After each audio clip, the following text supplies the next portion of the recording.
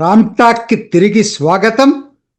ఆంధ్ర రాజకీయాలు ఒక విధంగా చెప్పాలంటే ఇవాళ దేశంలో అతి కొద్ది రాష్ట్రాల్లో మోస్ట్ హ్యాపెనింగ్ స్టేట్గా చెప్పదగిన రాష్ట్రాల్లో ఆంధ్ర ఒకటిగా నిలుస్తూ ఉంది. ఇవాళ ప్రతిరోజు ఏదో ఒక వార్త ఆసక్తికరంగా ఉంటుంది.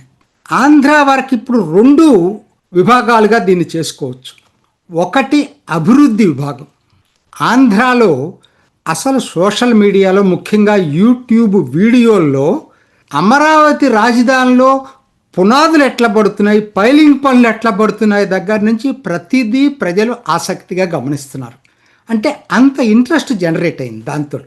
సో అమరావతి ఒక్కటే కాదు, పోలవరం ప్రాజెక్ట్ అయినా లేకపోతే మీకు ఎయిర్సెల్ మిట్టలు వస్తుందని చెప్పి అనుకుంటున్నారు కదా, ఇట్లా అసలు పెట్టుబడులపై ప్రకటనలు ప్రతిరోజు ఏదో ఒకటో, వారానికి 1-2 ప్రకటనలైనా టెండర్లు పిలవటమో, కొత్తగా పారిశ్రామికవేత్తలు పెట్టుబడులు పెడుతున్నారని వార్తలు రావటమో, ఇవి మోస్ట్ హ్యాపెనింగ్ స్టేట్గా ఆంధ్రప్రదేశ్ ఉంటా ఉంది.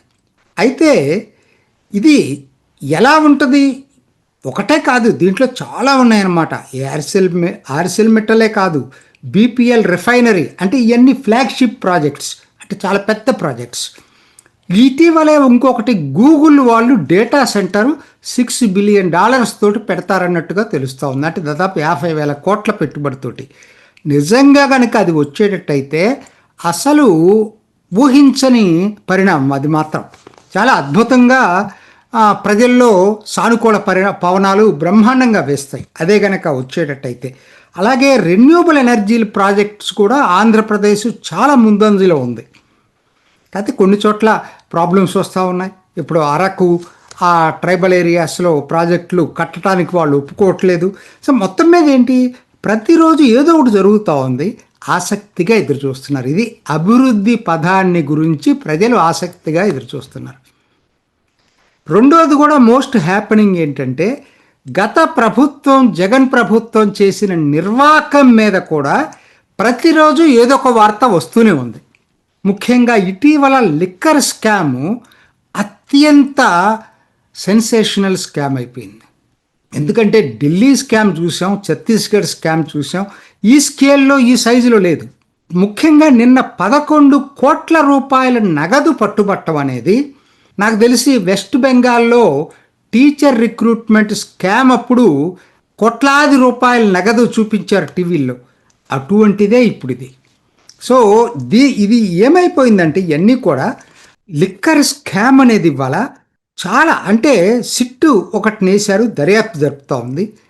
నాకు ఇప్పటికైతే అనిపిస్తుంది ఏంటంటే వాళ్ళ దర్యాప్తు మంచి లోతుగా జరుగుతూ ఉంది, చాలా పకడ్బందీగానే జరుగుతుందని అనిపిస్తూ ఉంది. మరి మనకైతే అల్టిమేట్గా దేని మీద ఆధారపడుతుందంటే ఏ మేరకు వీళ్ళు సాక్ష్యాలని సేకరించగలరు. ఎందుకంటే కోర్టులకు అదే ఇంపార్టెంట్ అల్టిమేట్లీ. ఇప్పుడు మొన్న బాంబే 26/11 కేసులోనే ముద్దాయిల్ని విడుదలయ్యారు. ఎందుకంటే సరైన సాక్ష్యాలు లేవని. సాక్ష్యమే ప్రమాణ దేనికైనా సరే ప్రామాణికం ఏది కోర్టులో. సో అది ఏ మేరకు వీళ్ళు చేయగలుగుతారనేది. ఈ రెండింటినీ మనం లింక్ చేసి చూసినప్పుడు జగన్ భౌతవ్యం ఎలా ఉంటుంది అనేది ఈ రెండిటి మీద ఆధారపడింది. నేను రెండిటి మీద ఎందుకు అంటున్నానంటే, ముందుగా ఇందాక చెప్పింది చెప్తా. ఈ లిక్కర్ స్కామ్ కనుక నిజంగా సాక్ష్యాలు సేకరించగలిగి వీళ్ళని గనక దాంట్లో పకడ్బందీగా బిగించగలిగేటట్టయితే మాత్రం అది జగన్కి రాజకీయ భవిష్యత్తుకి పెద్ద దెబ్బ కాబోతుంది. దాంతోపాటు కొన్ని పనిచేస్తాయండి. ఎంతమంది ఒప్పుకున్నా లేకపోయినా భారత్లోనే కాదు ఎక్కడైనా వ్యక్తి క్యారెక్టర్ చాలా ఇంపార్టెంట్ అవుతుంది. తల్లి చెల్లికి తోటి గొడవలు కొంత ఇమేజ్ మాత్రం డెంట్ అయ్యేది మాత్రం వాస్తవం. ఎందుకంటే మీకు ఒక్కసారి గుర్తు చేసుకోండి, చంద్రబాబు నాయుడు మీద వైసీపీ ఎన్టీఆర్ వ్యవహారంలో చేసినంత ప్రచారం ఎందుకని? ఒకటి, ఏ వ్యక్తికైనా క్యారెక్టర్ ఇంపార్టెంట్. ప్రజలు చూస్తారు, ప్రజలకు ఉందా లేదా పక్కన పెట్టండి, ముందు అందరికీ ఉందా, బట్ వాళ్ళు నడిపేటువంటి వాళ్ళ క్యారెక్టర్ని గురించి మాత్రం ప్రతి వాళ్ళు స్కాన్ చేస్తూ ఉంటారు. సో ఇవాళ ఒకనాడు వైఎస్ఆర్ కానీ జగన్ కానీ చంద్రబాబు నాయుడు విషయంలో ఏం చేశారు, ఇవాళ కూటమి ప్రభుత్వం కూడా అదే చేస్తూ ఉంది. దాంట్లో నుంచి బయటపడటం అనేది అంత తేలిక కాదు. ఎందుకంటే నిన్ననే కోర్టు కేసు ఒకటి ఎన్సిఎల్టీ దీంట్లో కూడా వచ్చింది. దాంతో పాటుగా ఎందుకంటే పవన్ కళ్యాణ్ విషయంలో కూడా అదే చేశాడు కదా జగన్మోహన్ రెడ్డి. లేని అసలు ఆయన ఎప్పుడూ వ్యక్తిగత దీంట్లోకి వెళ్ళడు. ఆయన రాజకీయ విధానాలను విమర్శిస్తూ ఉంటాడు. అటువంటి వ్యక్తిని పట్టుకొని రోజు ఇష్టం వచ్చినట్టు దారుణంగా ఆయనే కాకుండా ఆయన అనుచరులు సోషల్ మీడియాలో చెప్పరాని వినరాని పోస్టులు పెట్టారు. అందరికి తెలిసిందే. సో మరి అదే తిరిగి ఈయనకి వస్తూ ఉన్నట్టుంది ఇప్పుడు చూడకపోతే. మూడవది ఏంటంటే ఆయన బాబాయ్ వివేకానంద రెడ్డి హత్య కేసులో నిందితుల్ని జగన్మోహన్ రెడ్డి వెనకేసుకొస్తున్నాడు అనేది జనంలోకి బాగా వెళ్ళింది. ఇవన్నీ కూడా పనిచేస్తాయండి. మీరు అనుకోవచ్చు ఏంటంటే ఆ సంక్షేమ కార్యక్రమాలే పనిచేస్తాయి కానీ మిగతాయి కాదనేది. ప్రజల్ని తక్కువ అంచనా ఇస్తున్నారు. ప్రజలు ప్రతిదీ కూడా సూక్ష్మంగా అబ్జర్వ్ చేస్తారు. సో ఇవాళ ఎన్నికల్లో గెలుపోటములు మీరు ఇంకొక మాట కూడా అనొచ్చు, మరి జగన్ ఎక్కడికి వెళ్ళినా జనం వస్తున్నారు కదా అనేది. మీకు ఒక్కసారి గుర్తు చేసుకోండి, పోయిన ఎలక్షన్ల ముందు అసెంబ్లీ ఎన్నికల ముందు ఇదే జగన్ మేదరమెట్లు అనుకుంటా చిలకలూరుపేట ఒంగోలు రోడ్డు మీద హైవే మీద ఒక మీటింగ్ పెడితే అసలు ఊహించనంతమంది జనం వచ్చారు ఎన్నికల ముందు. అసలు ఇంకేముంది, అసలు ఆటోమేటిక్గా జగన్ గెలుస్తాడని చెప్పి అనుకున్నారు. So mobilising factor is one thing, elections are different.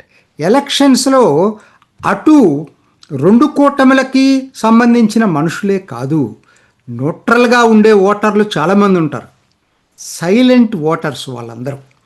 వాళ్ళని ఎవరు విన్నోవర్ అయితే వాళ్ళు గెలుస్తారు. ఈ వోకల్ సెక్షన్స్ చెప్పిన దాన్ని బట్టే గెలుపు ఓటములు ఉండవు. అది ఎన్నోసార్లు ప్రూవ్ అయింది మనకి. 67 దగ్గర నుంచి ప్రూవ్ అవుతా ఉంది.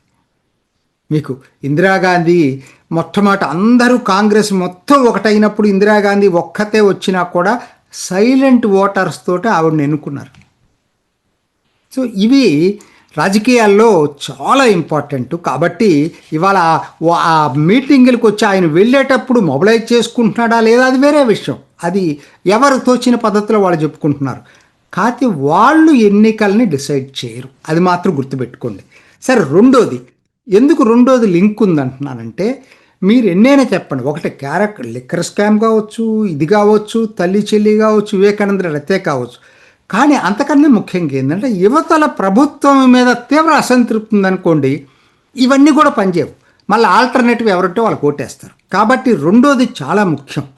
ఏదైతే ఇప్పుడు ప్రభుత్వం మొదలుపెట్టిందో పనులు, ఆ పనులు విజిబిలిటీ రావడానికి కనీసం 2 సంవత్సరాలు పడుతుంది. 2 సంవత్సరాల వరకు ఇబ్బందే లేదు. ఎందుకనంటే వీళ్ళు ఎన్నికలకు ముందు లోపల కనీసం వాళ్ళకి ప్రజలకి వాళ్ళు చెప్పినటువంటి వాగ్దానాల్లో తర్వాత అభివృద్ధి ప్రాజెక్టుల్లో ముఖ్యంగా అమరావతిని చూస్తున్నారు ప్రతి వాళ్ళు. రెండోది ఈ ఫ్లాగ్షిప్ ప్రాజెక్ట్స్ ఏమైతే ఉన్నాయో, ఎయిర్సెల్ మెట్టలు కానీ, బీపీఎల్ రిఫైనరీస్ కానీ, గూగుల్ డేటా సెంటర్ కానీ, రెన్యూబుల్ ఎనర్జీ ప్రాజెక్ట్స్ కానీ, ఇవన్నీ కనుక గ్రౌండింగ్ అయ్యేటట్టయితే మాత్రం ఎటువంటి పరిస్థితుల్లో కూడా కూటమికి డోకా ఉండదు. జగన్కి రాజకీయ భవిష్యత్తుకి మాత్రం సందేహమే, అంధకారంగా మారే అవకాశం ఉంది. అయితే వీటన్నిటికీ చివరి రైడర్ క్లాజ్ ఒకటి ఉంది. కూటమి ప్రభుత్వంలో చీలిక రాకూడదు. ముఖ్యంగా చంద్రబాబు నాయుడు, పవన్ కళ్యాణ్ కలిసి ఉన్నప్పుడే జగన్ రాజకీయ భవిష్యత్తు జీరో పెట్టుకోవచ్చు. నాకైతే అట్లా అనిపిస్తూ ఉంది.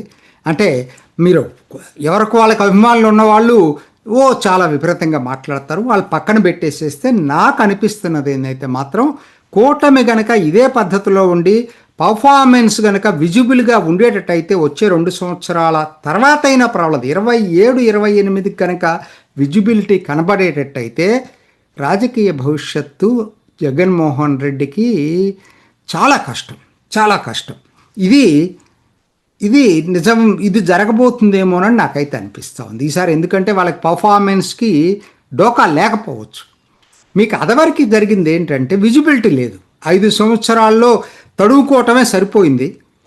సో దాంతో అప్పుడు విజిబిలిటీ లేదు. ఈసారి విజిబిలిటీ కనపడే అవకాశాలు ఉన్నాయి. అది కేంద్ర ప్రభుత్వ సహకారం ఉంది కాబట్టి రాజకీయ భవిష్యత్తు జగన్కి ఏదో కొంతమందిలో అనుచరులు లేకపోతే ఏదేదో రాసుకుంటున్నా ఏది చేసుకుంటున్నా కూడా ఆ అవకాశాలు అయితే కనపట్టలేదు. ఇది ఈనాటి రామ్టా. ఇంకొక ఎపిసోడ్లో మళ్ళా కలుసుకుందాం. నమస్తే. చూసారు కదండి, మరి ఈ వీడియో కనుక మీకు నచ్చినట్లయితే ఒక లైక్ కొట్టేసి మీ అభిప్రాయాన్ని కూడా కామెంట్ బాక్స్లో తెలియజేస్తూ ఇలాంటి ఇంట్రెస్టింగ్ అప్డేట్స్ కోసం మా ఛానల్ని సబ్స్క్రైబ్ చేసుకోండి.